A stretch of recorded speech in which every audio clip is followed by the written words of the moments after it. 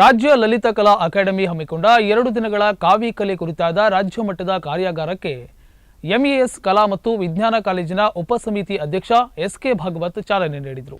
2 ದಿನಗಳ ಕಾವಿ ಕಲೆ ಕುರಿತಾದ ರಾಜ್ಯ ಮಟ್ಟದ ಕಾರ್ಯಾಗಾರಕ್ಕೆ ಚಾಲನೆ ನೀಡಿದ ಎಸ್ ಭಾಗವತ್ ಅವರು ಮಾತನಾಡಿ, ಕರ್ನಾಟಕ ಲಲಿತ ಕಲಾ ಅಕಾಡೆಮಿ ನೀಡುವ ಪ್ರಶಸ್ತಿಗೆ ನಮ್ಮ ಜಿಲ್ಲೆಯ ಕಲಾವಿದರನ್ನು ಹೆಚ್ಚೆಚ್ಚು ಗುರುತಿಸಿ ಗೌರವಿಸಬೇಕು.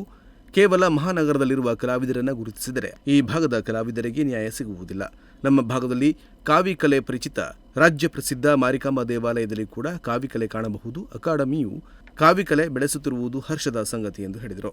ಸಂಪನ್ಮೂಲ ವ್ಯಕ್ತಿ ಕಾವಿ ಚಿತ್ರ ಕಲಾವಿದ ರವಿ ಗುಣಗ ಮಾತನಾಡಿ, ಕಾವಿ ಕಲೆ ಎನ್ನುವುದು ಗೋವಾ ಗಡಿಯಿಂದ ಕಾಸರಗೋಡಿನವರೆಗಿತ್ತು. ದೇವಸ್ಥಾನಗಳಲ್ಲಿ ಹೆಚ್ಚು ಕಾವಿ ಕಲೆ ಕಾಣಬಹುದು.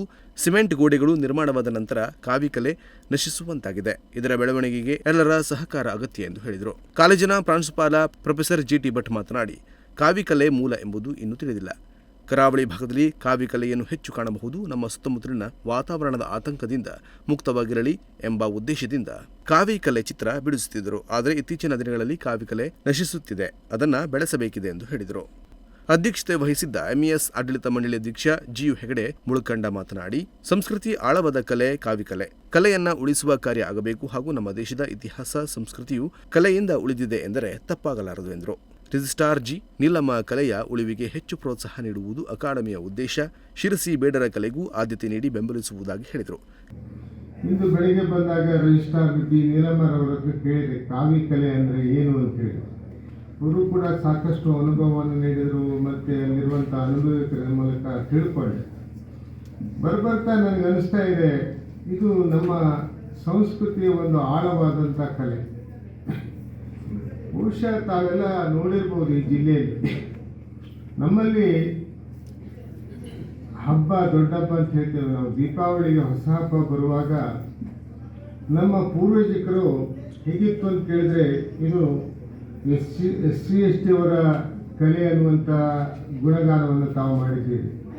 ಬಹುಶಃ ಇದು ಅವ್ರ ಹಿಂದಿನ ಏನು ಗಿರಿಜನ ಜನಾಂಗ ಇದೆ, ಅಲ್ಲಿ ಬಹುಶಃ ಹಳ್ಳಿ ಪತ್ರಕರ್ತರು ಗೊತ್ತವರಿಗೆ, ಬಹುಶಃ ಸ್ನೇಹಿತರಿಗೆ ಗೊತ್ತಿರಬೇಕು, ರಾಘವೇಂದ್ರ ಬೆಟ್ಟಗೊಪ್ಪರ್ ಅವರಿಗೆ ಗೊತ್ತಿರಬೇಕು, ಗುರು ಹೆಗಡೆ ಅವರಿಗೆ ಗೊತ್ತಿರಬೇಕು. ಆಗಿನ ಕಾಲದಲ್ಲಿ ಆ ಮಣ್ಣಿನ ಗೋಡೆಗಳ ಇರುವುದರಿಂದ ದೇವಸ್ಥಾನಗಳು ಎಲ್ಲ ಸುಣ್ಣ ಮತ್ತು ಗಾರೆ ಮಣ್ಣಿಂದ ಸ್ಟಾರ್ಟ್ ಆಗ್ತಿತ್ತು. ಆ ಗಾರೆ ಮಣ್ಣು ಮತ್ತು ಸುಣ್ಣದಿಂದ ಮಾಡುವಂಥ ಏನು ಮಾಟಗಾರ ಅಂತಿದ್ರಲ್ಲ, ಆಗಿನ ಕೆಲಸ ಮಾಡೋರು, ಅವರೇ ಅವ್ರದ್ದೇ ಆದ ಒಂದು ಡಿಸೈನನ್ನು ರೆಡಿ ಮಾಡ್ಕೊಂಡವರು. ಆ ಡಿಸೈನ್ ಕಂಟಿನ್ಯೂ ಆಗಿ ಇಡೀ ದೇವಸ್ಥಾನಗಳು ಅಂತಂಥ ಪ್ರಬುದ್ಧ ಅಂದರೆ ಊರಲ್ಲಿರುವಂಥ ಹಿರಿಯರ ಮನೆಗಳಿಗೆ ಎಲ್ಲ ಕಂಟಿನ್ಯೂ ಇತ್ತು. ಕ್ರಮೇಣ ಈ ಸಿಮೆಂಟ್ ಗೋಡೆಗಳು ಎಲ್ಲ ಸ್ಟಾರ್ಟ್ ಆದಮೇಲೆ ಅದು ನಶಿಸೋಯಿತು. ಅದಾದ ನಂತರ ನಮ್ಮ ಅಕಾಡೆಮಿ ಅಂತವರು ಅಥವಾ ಸೀನಿಯರ್ ಕಲಾವಿದರು ಅವರೆಲ್ಲ ಮತ್ತೆ ಅದನ್ನು ರೂಪರೇಷೆ ಕೊಟ್ಟರು. ಅದಕ್ಕೆ ಉದಾಹರಣೆ ವೀಣಾ ಶ್ರೀನಿವಾಸ್ ಅಂತೇಳಿ ಅವರು ಉಡುಪಿಲಿದ್ದಾರೆ, ಅವರೊಂದಿಷ್ಟು ಡಾಕ್ಯುಮೆಂಟೇಶನ್ ಮಾಡಿದ್ದಾರೆ. ಆಮೇಲೆ ಜನಾರ್ದನ್ ಹಾವಂಜಿ ಅವರು. ಹಾಗೆ ನಾನೊಂದಿಷ್ಟು ದೇವಸ್ಥಾನಗಳಿಗೆ ಆಲ್ರೆಡಿ ಒಂದು 18 ದೇವಸ್ಥಾನಗಳಾಗಿದೆ. ಈಗ ಒಂದು ದೇವಸ್ಥಾನಕ್ಕೆ ಕಂಟಿನ್ಯೂ ನಡೀತಾ ಇದೆ ಹೊನ್ನಾವರದಲ್ಲಿ. ಪ್ರಶಸ್ತಿಗಳಿಗೆ ಏನು ನಮ್ಮನ್ನು ಗುರುತಿಸುವಾಗ ಬಹುತೇಕ ನಮ್ಮ ಜಿಲ್ಲೆಯ ಕಲಾವಿದರ ಬಗ್ಗೆ ಅವ್ರ ಬಗ್ಗೆಗೂ ಸ್ವಲ್ಪ ಹೆಚ್ಚು ಲಕ್ಷ್ಯ ಕೊಡಬೇಕು. ಯಾಕೆ ಕೇಳಿದರೆ, ಅನೇಕ ಸಂದರ್ಭದಲ್ಲಿ ಏನಾಗ್ತದೆ ಕೇಳಿದ್ರೆ, ಎಲ್ಲ ಅಕಾಡೆಮಿಗಳ ಪುರಸ್ಕಾರಗಳು ಪ್ರಶಸ್ತಿಗಳು ಕೇವಲ ಬೆಂಗಳೂರಿಗೆ ಅಥವಾ ಸುತ್ತಮುತ್ತಲ ಜಿಲ್ಲೆಗಳಿಗೆ ಕೇಂದ್ರೀಕೃತ ಆಗ್ತವೆ. ದೂರದ ಊರುಗಳನ್ನು ಕಲಾವಿದರಿಗೆ ಗುರುತಿಸುವಂತಹ ಅವಕಾಶಗಳೇ ಇರೋದಿಲ್ಲ.